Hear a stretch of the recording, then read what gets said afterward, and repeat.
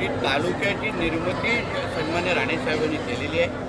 आम्ही राणेसाहेबांच्या विचारांवर चालणारे आम्ही सगळे कार्यकर्ते आहोत। पण आमची नैतिक जबाबदारी आहे की ह्या निवडणुकीच्या माध्यमातून जे तुम्ही उमेदवार जिल्हा परिषद पंचायत समिती आम्हाला निवडून द्याल कमळ आणि धनुष्यबाण या चिन्हावर, त्या उमेदवारांच्या माध्यमातून या दोडामार्गच्या प्रत्येक गावापर्यंत जे जे गाव पातळीवर ज्या अपेक्षा आहेत, विकास जो अपेक्षित आहे, आज जिल्ह्याचा पालकमंत्री म्हणून मी आपल्याला ह्या निमित्ताने मी विश्वास देईन की राणेसाहेबांच्या अपेक्षित असलेला जो दोडामार्गमध्ये विकास करण्याची जबाबदारी ती पालकमंत्री म्हणून माझी आहे, दीपक केसरकर साहेबांची आहे।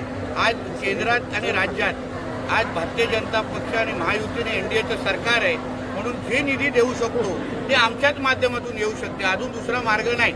आणि म्हणून सुज्ञ जनतेने मतदारांनी आमच्या कमळ आणि धनुष्यबाणच्या सगळ्या उमेदवारांना सन्मान्य राणेसाहेबांना नजरेसमोर ठेवून मतदान करावं ही विनंती या निमित्ताने करतो।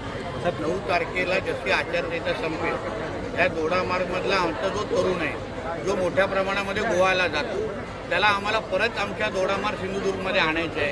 त्यासाठी भरपूर प्रकल्प आम्ही आयडेंटिफाय केलेले आहेत आणि ते सुरू पण करणार आहोत। आज सरकारच्या पहिल्या वर्षामध्ये आम्ही आहोत।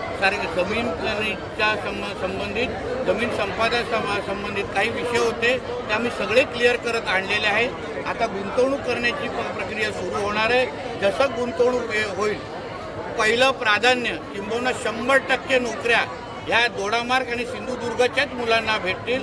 एकही नोकरी आम्ही बाहेरच्या राज्याच्या लोकांना देणार नाही, मुलं मुलींना देणार नाही। जे आहे जे दोडामार्ग आणि सिंधुदुर्गाच्या तरुणांना भेटेल आणि म्हणून येणारे प्रकल्प हे सगळेचे सगळे त्यांच्यासाठी आहेत। हत्तीचा विषय असो, आरोग्याचा विषय असो, तिराळीच्या इथे पर्यटनाचा विषय असो, दोडामार्गचे सगळे विषय आम्हाला तोंडपाठ माहिती आहेत। सोडवण्याची इच्छाशक्ती आमच्याकडे आहे। फक्त जिल्हा परिषद पंचायत समितीच्या माध्यमातून आम्हाला जी काय ताकद लोकप्रतिनिधीची आमच्या मागे जी फौज उभी करायची आहे, ती एकदा दोडामार्ग वासियांनी नेहमीसारखा आम्हाला आशीर्वाद द्यावं। पुढचे काम हा प्रत्येक प्रश्न सोडवण्याची जबाबदारी ही माझी आहे। थँक्यू।